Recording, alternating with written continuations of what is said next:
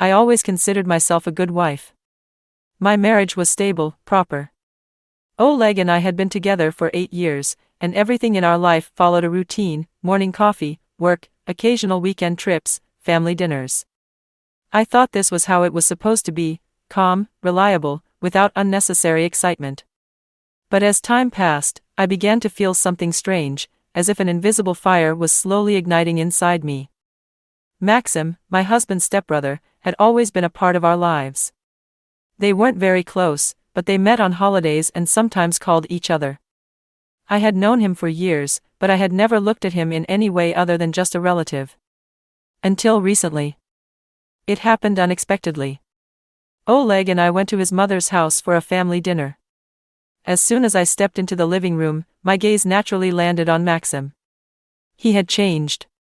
Before, I hadn't paid much attention, but now he looked different.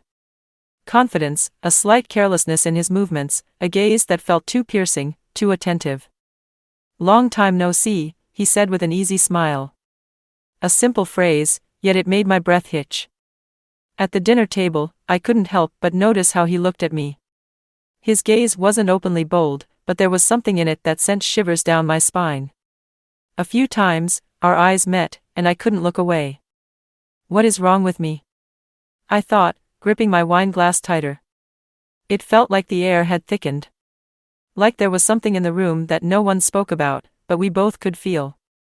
I tried to convince myself that it was just my imagination, but when Maxim stepped out onto the veranda to smoke, I caught myself wanting to follow him. I didn't do it. But the mere thought of it terrified me. This was the beginning. The beginning of something I couldn't stop. I'll take a short pause. Write in the comments where you're listening from. Have you ever experienced something similar in your life? I'd love to hear your thoughts. And if you're enjoying this story, don't forget to subscribe so you don't miss the next part. I'm continuing. I don't know exactly when everything changed. Maybe it happened gradually, so subtly that I didn't notice. But now, Maxim was appearing in my life more and more often. A random encounter at the store. I had just stepped out for groceries, and there he was, flashing that effortless smile. An unexpected message: "How's your day?" A simple question, yet it made something warm stir inside me. A family dinner where he sat next to me, his hand brushing against mine just a second too long. At first, I told myself it was all coincidences. Then, that it was a harmless game, one where I would never cross the line. But at some point, I realized, I was already too far in. My marriage was falling apart. Oleg became irritable. We barely talked. Nights were spent turned away from each other.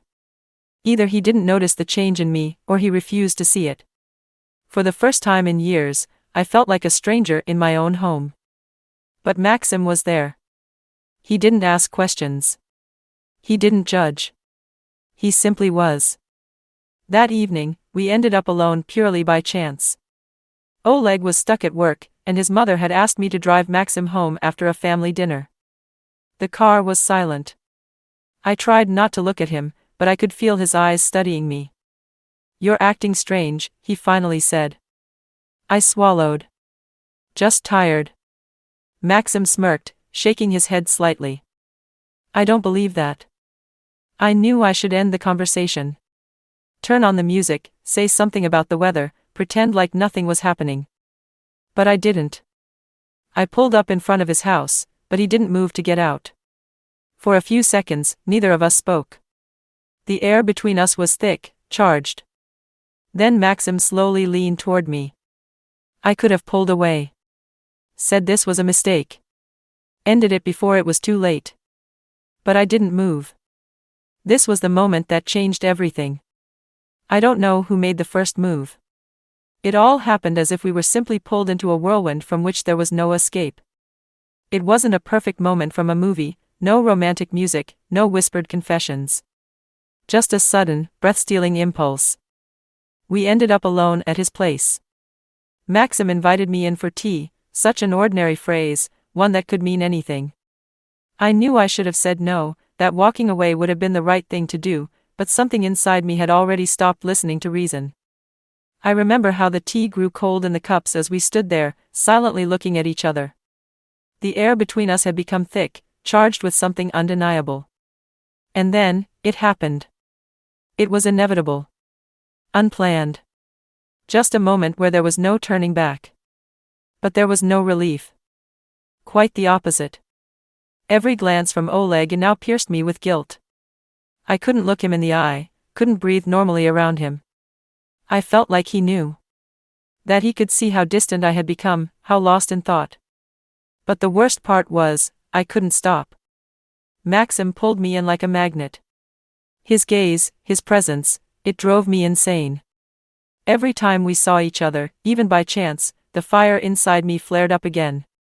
But now, he had changed too. I could see that this was tearing him apart. He wasn't just a bystander, this hurt him. He wanted more. He was jealous, angry, asking when I would make a decision. But was there really a choice? And then, everything fell apart. I left my phone on the kitchen counter. Just for a few seconds. When I returned, Oleg was standing there, the screen still glowing. At first, I didn't even understand what had happened. Then, a sharp look. A question in his voice that made my blood freeze. Who is Maxim? The secret was over. I'll take another short pause. Write in the comments where you're listening from. Has anything like this ever happened in your life? I'd love to hear your thoughts. And if you're enjoying this story, don't forget to subscribe so you don't miss the next part. I'm continuing. I froze. My head was spinning, blood pounding in my temples. Oleg was holding my phone. The screen was unlocked, displaying the last message from Maxim. I can't do this anymore. You know this isn't just a mistake. I watched as he reread it again and again, his jaw clenching, fingers gripping the phone so tightly his knuckles turned white. Who is Maxim? His voice was too calm. I couldn't find the words. The world stopped. 1 second. Another. It's not what you think, my voice broke. Oleg exhaled slowly, but I could see it, inside, he had already made his decision. Then I suppose I should ask him myself, he said, raising my phone as if he were about to dial. Panic hit my chest like a sledgehammer. I couldn't let this happen. Oleg, don't. But he was already moving. I grabbed his arm, but he yanked it away. You're not even trying to deny it, are you? His voice wasn't filled with anger. Not even betrayal. It was disappointment. Something inside me cracked. You're not who you pretend to be either, are you? He stopped. Just for a second. I had said it on instinct. But somehow, I knew it was true. And I was right. Oleg lowered the phone slowly. Something flickered in his eyes, something dark, something old, something buried. You never had a choice, Anna. Neither did I. A chill ran down my spine. I realized, suddenly, that I had been looking in the wrong direction all along. Maybe my betrayal was just a small part of a game I hadn't even known I was playing. Or maybe I was never the one in control at all. And that's when I knew, my life was falling apart.